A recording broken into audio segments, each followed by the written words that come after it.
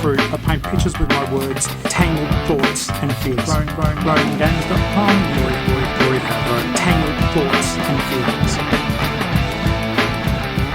Hey there guys, welcome to another episode of the Growing Gamers podcast. I hope that this episode finds you well. If you're listening to this on audio, then you're a lucky bugger. If you're watching it on YouTube, thank you so much for taking the time. You can find the channel on youtube.com/The Growing Gamers. And we're jumping into Journey to the Savage Planet. It's been out for a couple of weeks now. I'm absolutely loving this game. It's just a ridiculous amount of fun. It's bright, it's shiny, it's everything that you would want it to be. I'm leaning over the microphone, so it may sound a little bit weird. No, now I'm not. Okay, so basically this game is exploration.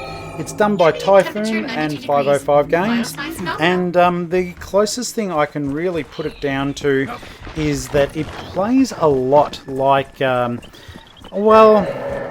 goodness me, exploration, puzzle elements, what's a game? The Outer Worlds. It feels like the Outer Worlds in a lot of respects. The luscious landscapes are extremely vibrant and they're truly a delight to look at. Now, if you are watching, if not, I'll describe. I'm sort of doing a micro boss battle. There's like this flower in this middle of a field, and basically I've got to get it in order to, there's like a gem or something inside it that I need to upgrade my weapons. And the game basically does refer constantly to things that you need to go get. There I go, getting my little slappy slap on, getting a little bit slappy. Oh, I better get this out of the way. Even though it said it at the start, the show can be explicit at times, so therefore I might be explicit too. So this particular specimen that I need to get, it is protected by these weird sort of dinosaurish, cute looking creatures. They've got this spin attack, they flick rocks at you. The game, in a way, it makes you learn bloody everything. It was almost frustrating because I only found out how to beat these creatures, well, as an accident, to be honest with you. They are pretty much impervious to your pistol that you carry. This is a shooter with puzzle environments to figure out. Also, as you upgrade your way through the game, you will get jetpacks and other bits and pieces to just get that little bit more gnarly when you're playing. The premise is that basically you work for this company and you land on planets and explore them to send back data for them to work on. Though they're not exactly the best of companies, and as a result you are often left without equipment, your ship crashes, you have no fuel, and you're on the Savage Planet. The Savage Planet is filled with cute as hell critters. Nothing even looks too menacing, even when it's flowers that basically have these, they're like roses, and they have these tendrils that go across the an entrance you may need to get to, and you'll have to like kick creatures into them that they can eat upon their flesh in order to relax enough for you to go through. In this particular section, the game's glitched just a little bit. These creatures, these cute little creatures, have got these glowing orbs on their tails, and they're the only part of the creature that is susceptible to damage. You can slap and kick most creatures, and of course shoot them with your pistol. It's got infinite ammo in it, though at the moment my pistol has only got, I think it's 8 or 10 charges. I've played a bit since I recorded this video, but I thought it was just too good not to share with you. They're talking about, like, the game gives you little hints like, oh, you've got to hit a creature's weak spot, but you don't always know what the weak spot is. So there you go, have a little slap in the face, you little fucker. So I'm trying to get these creatures to expose their little tails, and as a result they're both running around willy-nilly doing their own thing. Things are floating, you can access different parts of the game. Certain plants will give you health when you hit them. Big emphasis on plant bashing in this one, which is always good fun for the whole family. Getting your smack on. I'm not reaching, oh there we go. I took care of that little fella there. One down, one to go. And it's not easy to get to those tails, especially when you're as inept as I am with my gun. And I tended to always take my shots when I only had like 2 or 3 shots left, and when I just finally aimed to the right point that I could take care of this guy, I would find myself with like reloading as I'm trying to shoot. Always a frustrating experience. But the roll attack that they've got is pretty savage, as you can see. It takes a little bit of health off you, but it's easy enough to run away and to just get some more health in order to power back up again. The combat isn't the main focus of the game, though in this particular circumstance you certainly do have to fight for your right to party, as the Beastie Boys once said. RIP MCA. And I love this game. There's something about it, even though when you do land it says go and get this item, go and get that item, and it's constantly having to go backwards and forwards to find the things that the game requires you to have. I found that frustrating at times, but as you start getting more abilities, you sort of don't mind the to and fro as much, and there are teleportation points throughout the game that do allow you to get back to your ship faster, where you'll be inundated with these hilarious ads that the ship plays to you whenever you do land. So it does change up constantly. It's an evolving sort of game, and there's nothing better than solving some of the tricky environmental puzzles that they have put in there for you to solve, or rather just to progress through the game at all, because if you don't, then you will find that you're stuck on the bottom level of the planet, and you just won't be having a good time. You'll exhaust everything. Some of the puzzles are quite tricky. They will infuriate a lot of gamers. I like puzzles, so that part didn't bother me too much, but I did find myself at times quite confused as to what I should be doing next. But I like that thrill and that challenge of when you finally do sort it out, and it's a combination of brain work and dexterity. It certainly makes it well worth the while, and overall it is a very rewarding experience to get playing. The variety of creatures is huge. You scan them in order to find things out, and in this particular point in time I've finally made my way through, and I can grab this little bit that I need to get here, which then creates a new mission called the Metallurgist, where I do have to then go and find more stuff to get the stuff in order to make stuff. But first I better teleport back to my ship, because I've got the necessary ingredients in order to upgrade something. So we're approaching the teleportation area now. They're sort of like altar-like areas going back to the ship. Now teleportation is fantastic. The game loads fast, and basically within about 3 seconds I'm now back on the ship, dropping off all the things that I have managed to find during this particular part of the game. There's one of the videos playing at the moment. Now I am going to play that at the end of this episode in order for you to hear a lot more about what's going on there, because they are funny. They've put effort into them.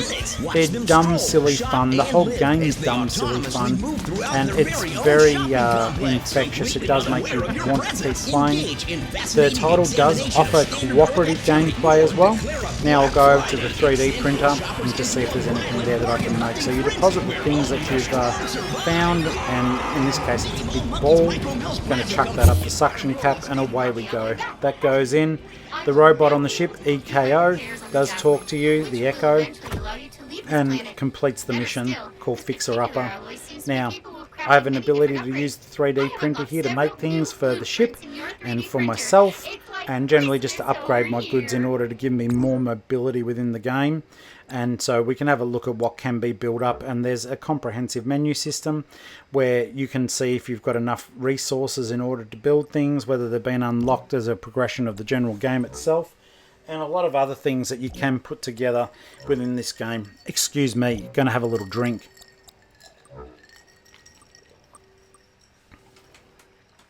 So at this point in time I've got 4 upgrades, and I need to find things for the 5th.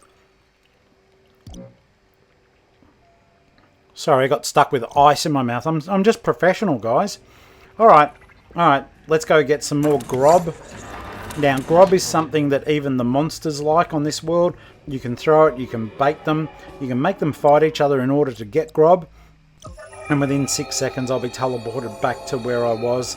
Boom. Was that 6 seconds? Don't know, but I'm about to be hit by this plant that spits out these needle seeds. And let's have a bit of a bo peep, see what's going on. As you can see, there's huge environments. They are all rendered really well. The draw distance is ridiculous. And in fact, now that I've played the game more fully, I actually have found I've got a grapple gun, and I can see all the way down to the bottom level, scanning the environment as I go to see if there are things that I haven't picked up yet, so as they can send research back to the company in order to so-called make me better things. the falls will kill you, though now I have upgraded myself to the point I do have a backpack that is good for short bursts. When you do fall from a really big height, you find that the backpack itself your whole body will start shaking for the impact, and at the last moment just use the backpack to just take the edges off that fall and land safely to continue your journey. It's a lot of fun. Now we've got a new mission coming up here, investigate the tower, and that's just this way, so I'm going to make my way to that. I kept hitting the status button by mistake, so forgive me. I didn't crop them all out. I've only made a few very small edits to this video because I just thought, well, I'm going to give you as much as I can of stuff I've played at the speed I'm playing it at. I'm not like a speedrunner or anything clever. There you go. I've used the backpack now. You may have heard it on the audio, and that prevented me from dying as I was falling. One of the cute creatures, give him a quick boot. Now, if there's creatures that eat them around the place, you can kick them directly into that machine as well. The problem is they're so cute and they make these little pitiful mewing noises, and as the scans say, they love you. But as with all things that you love, you've got to kick them sometimes. I was just kidding. Please don't do that. Don't kick the things you love. Okay, so now that we've got extra abilities, we can fly across little chasms there, making our way through the game. So far, it tells you when there's a secret, and quite frankly, I've scanned areas and looked around, but I haven't been able to find them, which hasn't impacted my fun. However, it would have been good to grab some of these secrets and find out exactly just what the fuck they are.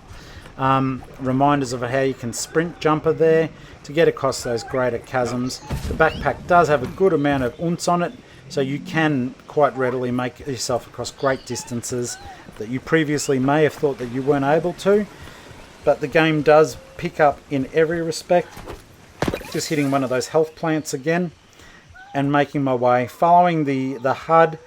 The HUD's really well presented. Everything lets you know how many meters you are away from things, what you've got to do to get there, and of course there's the good old, red warning label when a creature is aware of your presence, one that might attack you anyhow, which is the case now. These ink monsters are fighting me. I've taken care of one of them, but as you can see, they do move around pretty quick. That's two, and when they die, they leave elements on the ground that you can pick up and you can use to build more things. I'll just top up the health there. Back on with the journey. Scanning. I must have scanned that already. It's a statue. There's like these old statues scattered throughout the place that must have been from another time. And the game gives you helpful tips and little bits and pieces to work on whilst informing you as to what's going on. I saw the ink guy go that way. Oh no, now he's just appeared out of fucking nowhere. I didn't have much to fault this game on so far.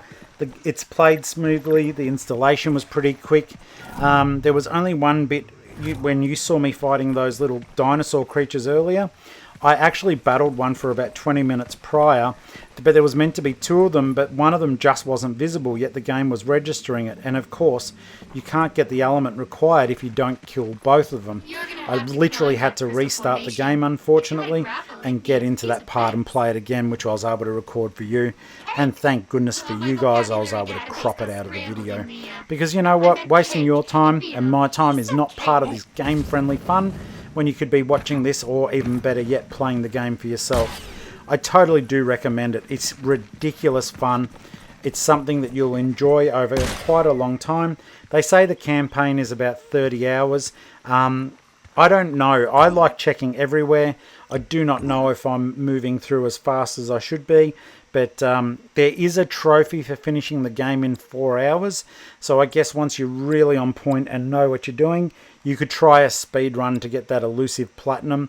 In the meantime, you've got to smack animals and do other bits and pieces in order to make your way further through the game. I'm checking out the menu here. There's the basic underlying thing of surveying the planet. And then you can see that glowing point just above me there. That's a grapple area, though I don't have a grapple gun as yet in this particular video. I do now, and it is so much fun making your way through the environment with the grapple gun. It shoots out like an electronic sort of plasma beam that does pull you up onto ledges and the like, so you can get a better look. Eventually I've got to make my way up to the massive top of that building. Didn't use the backpack very well then. As I fell, you may have heard the impact, or worse yet, seen it. and no one's coming to help me, so I guess I better keep talking. Some of the items up high, I can't get to them yet. In fact, I don't even know what they're for. I've shot at them experimentally a few times with nothing happening, even though there has been impact upon them. So that'll be something I'm sure I'm meant to experiment with and play with soon. Don't know why I shot the teleporter. That doesn't work. Okay, so we're looking at the teleportation here, teleporting back to the Javelin, which is the name of the ship, and basically with another another mission for science and depositing resources within the game. One thing, if you do die in the game, your backpack gets dropped and everything you have picked up thus far is dumped on the planet's surface. You'll go back, you will see your own corpse laying there, though the game does assure you that you have been constantly recorded and cloned up until that point. So you retain all the abilities that you've got, just that your poor old clone, now you, has to go and find out what's going on, and then has to go and collect their own resources again. One of the things I did find when I did finish up a play session, even though I was exiting out of the menu correctly, it would say to me, you've died, and then you have to go back and get your loot again. Though I do think that maybe I need to go back to the Javelin each time to deposit those goods so as nothing can be dropped on the planet's surface, and maybe it won't register as a death, maybe just as a fucking sleep where I'm not breathing. Okay, so I'm still missing something for the proton tether, otherwise, as I call it, the grapple gun, and so it looks as though we're back to what we were doing, heading back down to the teleportation chamber, just to explore the environment just that little bit more. But now I've got more choices because I did find a new teleportation point, and so I can go to another part of this beautifully well rendered map and try to work out just what the heck I'm doing. A lot of the time I did have to sort of slow down what I was doing, because I was like, I don't know where to go, literally, and the environment's that beautiful that it didn't bother me too much. At the moment, this particular mission, I do have to get samples from certain creatures, which basically equates to me jabbing them with a fucking hard needle and pulling some of their fucking bug juice out of them, which made me feel bad temporarily, and then I got used to it, and then I just wanted to jab things, but it didn't get me, didn't get me the gold. There we are. So we have just scanned another plant. And of course, the more you scan, the more unique things you scan, the better you'll go throughout in the game. Okay, so some of these do sometimes give up crystals and other bits and pieces. More of these guys here. They don't hurt you, so we don't hurt them, except for the fact when we jab a big needle in them to get a sample from them. Making our way through this area, checking out what needs going on. I do refer to this area of the menu quite a bit, the Kindex, because it is extremely helpful. It does let you know where you're up to in the game, and also to identify some of the creatures that you have looked at, because I'm not sure of one of the species I need to give a love tap. So just referring to it here, and then hopefully I'll stop looking at this because it's fucking boring, and we'll get back into gameplay in just a moment.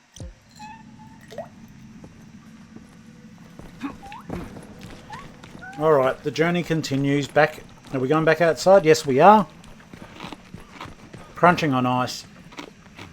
But not meth. Just ice. Like frozen water ice. We recorded a podcast earlier today for the audio listeners. It's a deep dive into Dragon Ball Z Kakarot. The ever lovely Jeff Lamb joined me for a 40-minute episode where we did discuss all things about Dragon Ball Z Kakarot with someone who has actually watched the anime, so therefore not myself. But it was very interesting, and I do really recommend that you do plow in and have a look. I believe it's episode 97 of the Growing Gamers podcast. If you just want to listen to the audio, something to do when you drive to work or when you're at work, got to find this guy. He's one I need to give another jab to, but these ink guys are in the way, so let's give them a bit of fucking what for. Oh, there he is. He's come back to me like a fucking sap. There you go. Have a needle. Ah, that hurt. Ah, etc. Ink guy dead. Better go and get his bloody silicon or whatever it is he drops. There we are. So, as you can see, like, The environments do change. There's indoor, outdoor environments. There's ice, there's fire. There's been areas where lava's there and there's sinking rocks. And of course there's the ever-present threat of creatures that will unexpectedly attack, though the area is so populated with beautiful friendly little critters too. It's hard to take the threat seriously sometimes, and I have been killed on multiple occasions now just looking around in wonder at just how beautiful a job the developers have done of this game. It's a delight to play. The only thing I found weird was having both hands sticking out the whole time, holding, you know, something in the left hand for science and a weapon on the right hand side, but you eventually get used to it. The movement isn't exactly what I'd consider natural, but it is certainly something that you do get used to, like I just said. So worth cycling through your items, playing with them. There are things that I've picked up that even now I still don't get. You can make bounce pads for yourself with one of the items. Another item does, eventually you find out it's a grapple seed. So you throw it onto plants, it grows, and you can use that area as a grapple hook to traverse areas that previously you may not have been able to go to. So that is something that's certainly well worth looking at, because the further you go with the weapons and the development of science, like the game only lets you do it as fast as it wants you to, for the simple fact that obviously if you could just get to everywhere at once, the environmental puzzles, that fun element would be taken away. So you get granted these powers as you're going through the game, and they're just well done, well interspersed, and you will feel a sense of achievement once, because like eventually I can get up there. Where I was just looking, it was just up the top of a waterfall, but at the moment there's no way in heck I can actually make it up there. So in the current shot there is looks like an eye closed. That is one of the razor sharp sort of what do you call them, bug eaters that you kick little furry creatures into, and they've got razor sharp teeth, and they do chomp them up and then give you access to a new area. It's a bit of a tough life of survival there, but it's a lot of fun doing it. I must admit, there's like a mischievous sense of glee that I do feel when I get to boot one of those little guys into razor sharp teeth, and I shouldn't, but I did, but I shouldn't, but I did. Alright, so at the moment, bit of aimless wandering, checking our options, because once again I hit that button by mistake. See, we've got these little guys. They're not at all scared of you, and I've already got a sample of that guy, so that was a bit of a wasted effort. Jumping, using the jetpack. This game is just ridiculous fun. I can't wait to play more of it. I played a little bit each day, and that's only because I've got so much on the boil. I recently got the Platinum for Assassin's Creed Odyssey, which has really got me pumped to go way back, or not way back, but to go back a couple of years in time and have a good crack at Assassin's Creed Origins and just give that a good old rubber dub, 2 fucking dudes in a tub, to try to get the platinum of that, because I've got my games and skill set down a lot better, getting used to the mechanics of the game. So I'm very keen to get the platinum on Origins. I took out a War Elephant today, which was lots of fun. But yeah, this game, Journey to the Savage Planet, is just, it's ridiculous in the best way possible. So I'm just booting these guys now. There's an area here I want to get through, and I have to feed a creature somewhere, but I can't find out where its head is, excuse me, to boot these creatures back into it, that it releases and lets me get into this secret area. So that's something I could explore later. I did find out afterwards, if you follow their tendrils, you can find the head and then deal with it from there. But at this particular point in time in the video that I'm sharing today, I'm not 100% sure of how to do it, so you won't see it happen in this particular video. There we go, just cracked one of those crystal areas to get its elements out, and also just got some more health because like I buggered up when I fell before, took a bit of damage. And we don't want to be caught unawares by another one of those dinosaur creatures or the ink monsters that are shooting stuff at us and, you know, trying to make us just a little bit less alive.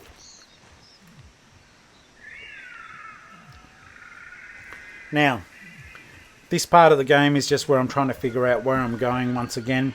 Like I said, it's all about exploration, and you've just got to really take your time and have a good old look all around, and then work out what resources you need to get through the part that you're playing, because it is fun. It's jam-packed, filled with things to do, whether they be big or little. Some monsters will regenerate. As you see, we've been through that area a couple of times, and each time it repopulates with bad guys. It seems to be that only main mission monsters disappear once you've cleared an area, but for the rest of the time you do have to just simply fight them again. But you get stuff off them every time, and the game is reliant upon the things, so keep getting those things, taking them back to your ship, the Javelin, in order to just have a bit more fun with the game and be able to craft upgrades for your weapons and other items. Your helmet can do more and scan more, and all things said and done, it's just an absolute ball. It's a pleasure to run through the game. The soundtrack, as you can hear, is really quirky. Now down the track I actually have the ability to open those walls there. You can see with they look like they're burning. There's a plant that acts like a hand grenade that will enable us to take care of things like that quick smart. So it's certainly something that's well worth looking into down the track, and that's how the game does force you to keep looking for new areas to conquer and enjoy. Excuse me, talking for 26 minutes non-stop sort of can do that to a throat, even when you're having a drink every now and then. Now I think at this point I'm heading back to teleport back to the Javelin just to deposit the things that I've collected. But the nice thing is you'll get to see one of these ads. Hopefully this recording did pick it up, because it is ridiculous and it is a lot of fun too. So I recorded one of the commercials that they subject you to, that I always get a laugh out of with the overacting. It's live action as opposed to a cutscene or a computer rendered. You generally have like a real person in there. I'm back on the Javelin now, heading back on, depositing the bits and pieces that I did pick up, which are now mine to use, even if I go back out and die on the field. Let's go to the computer here. This may enable us to see that funny ad just a little bit clearer than last time. I'll let this play through, then the video will end. Thank you so very much for watching. I'll put it up as an audio too. Hopefully it suffices as an audio thing for you to watch. And until next time, please continue to enjoy the videos, like and subscribe, and please do share them with your friends. Take care. Bye. Plaza, the ultimate Earth life simulator. Create tiny human life forms by just adding sub-zero radioactive water to a micro-life powder packet and see your mall's inhabitants grow in just minutes. Watch them stroll, shop, and live as they autonomously move throughout their very own shopping complex, completely unaware of your presence. Engage in fascinating examination of standard Earth activity, or declare a Black Friday and send your shoppers into a violent bargain hunting frenzy where only the strong survive. Mini Mall Monkeys Micro Mills Plaza comes with environmentally stabilized shopping mall biochamber, 3 packets of powdered micro monkeys, and stirring stick from Lil Labs.